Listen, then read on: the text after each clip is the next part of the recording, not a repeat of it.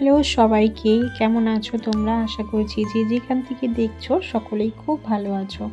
তো দেখো, আজকে আমি ভিডিওটা একটু অন্যরকমভাবে তোমাদের সাথে শেয়ার করলাম যে আমি কিভাবে কাস্টমার এলে তার সাথে সমস্ত কিছু ডিল করি।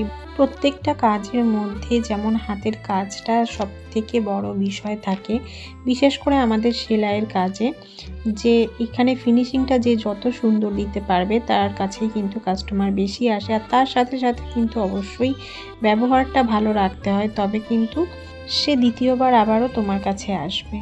তো যাই হোক, দেখো এখানে কাস্টমারের শাড়িগুলো আমার এত পছন্দ হয়েছে। সেম এরকম একটা শাড়ি দুর্গাপুজোর সময়ও এসেছিলো।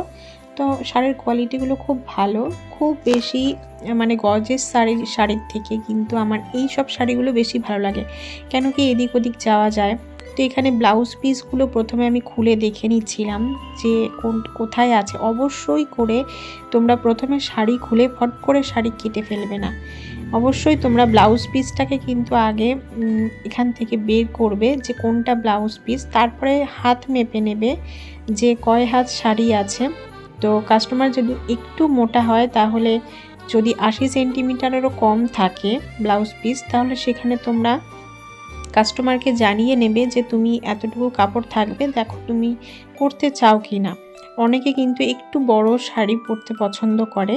তো এখানে আমি হাতটা মেপে নিচ্ছিলাম। তোকে আমি বললাম যে দুটো শাড়ির কিন্তু একটু একটু ব্লাউজ পিস ছিল, এটাকে তুমি কেটো না, রেখে দাও, তোমার পরে আরাম পাবে। আর যেটা একটু বড় ছিল, প্রথম যে শাড়িটা তোমাদেরকে দেখালাম, সেটার ব্লাউজ পিসটা ভালো ছিল, বেশ বড়।